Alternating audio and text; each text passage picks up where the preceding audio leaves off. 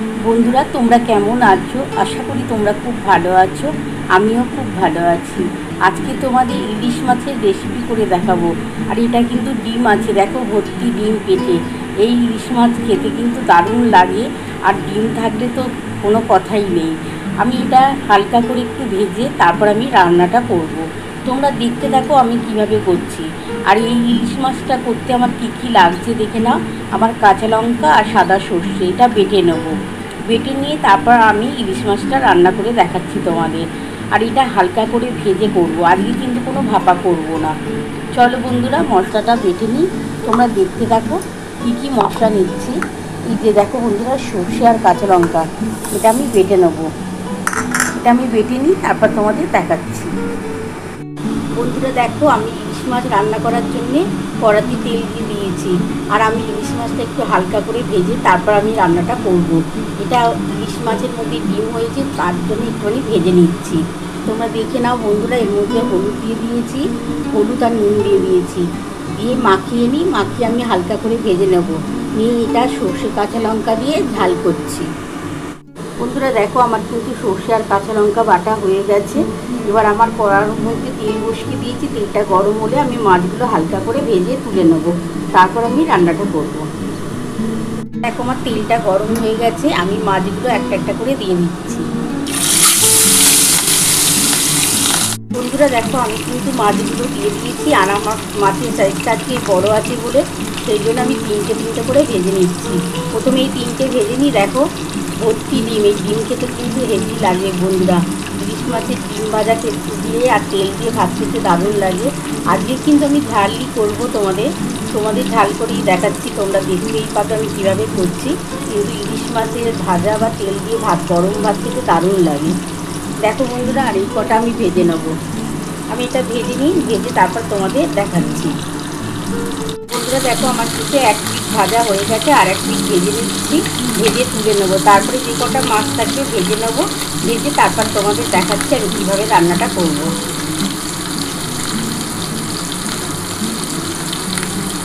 দেখো আমি বাকি যে মাছগুলো ছিল, ইলিশ মাছগুলো আমি দিয়ে দিয়েছি। আর এই যে দেখো, এটা আমি পুরো ভেজে তুলে নিয়েছি বন্ধুরা। আমি ওই যেগুলো বাকি আছে সেগুলো ভেজে তুলে নিয়ে তারপর কিন্তু আমি রেসিপিটা করব।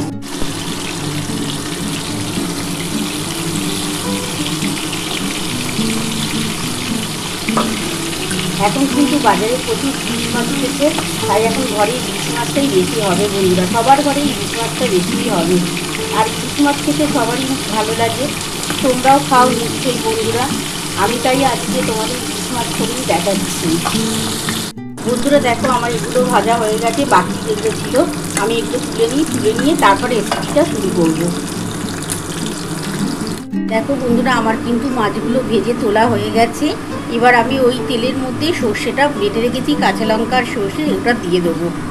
দেখো এই যে, আমি আর এক্সট্রা কোনো তেল দেবো না। দেখো মাছ থেকে অনেকটাই তেল বেরিয়েছে।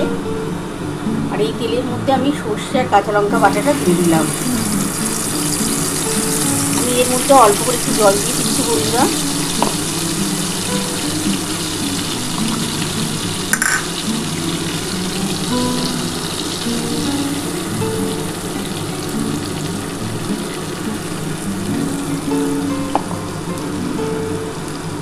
আর আমি দু তিনটে কাঁচা লঙ্কা কেটে রেখে দিয়েছিলাম, এগুলো দিয়ে দিলাম। আর এর মধ্যে একটু নুন আর একটু হলুদ দেবো বন্ধুরা। এর মধ্যে আমি হলুদ দিয়ে দেবো। আমি 1 চামচের মতো হলুদ দেবো। আমি 1 চামচ হলুদ দিয়ে দিলাম। আর বন্ধুরা আর একটু দিলাম, কারণ এইটাই হবে না। আরও অল্প একটু হলুদ দিয়ে দিলাম। আর আমার মাছগুলো একটু বড় আছে তো সাইজে, ওই জন্যে একটুখানি সর্ষের পরিমাণটা একটু বেশি দিয়েছি। আর পরিমাণ মতন নুন দিয়ে দিলাম। তোমরা তোমাদের পরিমাণ মতন নুন হলুদটা দিও।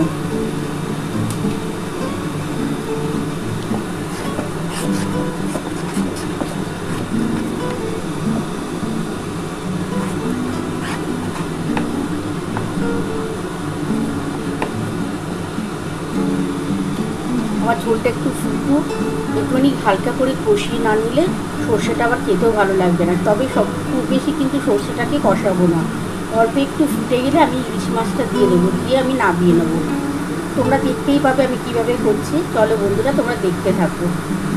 বন্ধুরা দেখো, আমার কিন্তু ঝোলটা ফুটে উঠছে। আমি অল্প একটু কাশ্মীরি লঙ্কার গুঁড়ো দেবো একটু কালার হওয়ার জন্য। অল্পটুকু দিলাম বন্ধুরা কাশ্মীরি লঙ্কার গুঁড়ো।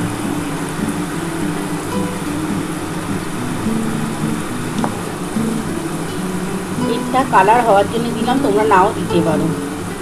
যেহেতু ডিম আছে তো মাছের মধ্যে, সেহেতু একটু ঝাল ঝাল হলে খেতেও ভালো লাগবে। ঝাল তো হবেই, কাঁচা লঙ্কা বাটা দিয়ে দিয়েছি অনেকটাই, আর তার মধ্যে একটু কাশ্মীরি লঙ্কার গুঁড়ো দিলাম, একটু কালারও আসবে, দেখতেও ভালো লাগবে।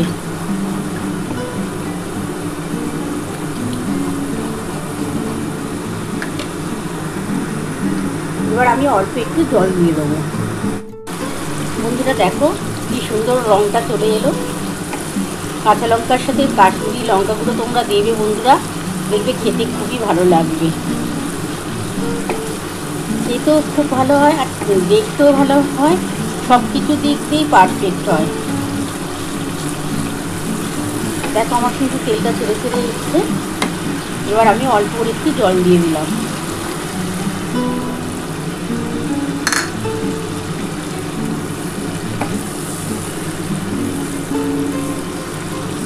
একটুখানি ঝোলটা ফুটে উঠলে আমি মাছগুলো দিয়ে দেবো।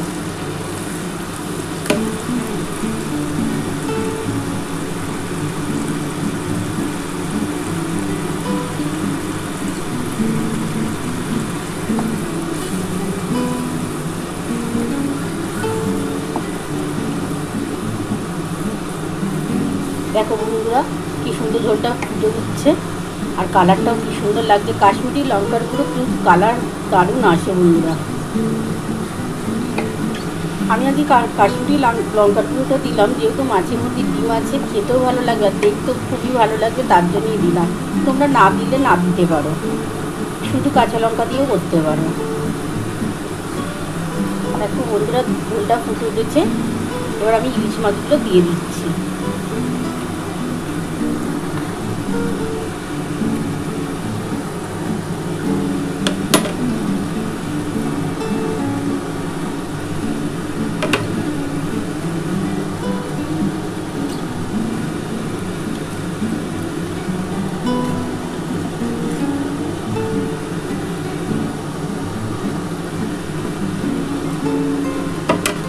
আর অল্প একটু জল দিয়ে আমি ঢাকা দিয়ে দেবো।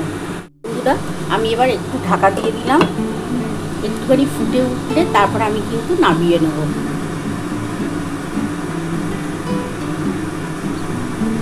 বন্ধুরা আমি ঢাকাটা খুলে দেখি কতটা হলো। দেখো আমার কিন্তু হয়ে গেছে। এবার আমি এইভাবেই নামিয়ে নিচ্ছি। নামিয়ে তোমরা দেখো আমার ইলিশ মাছের ঝাল নামানো হয়ে গেছে।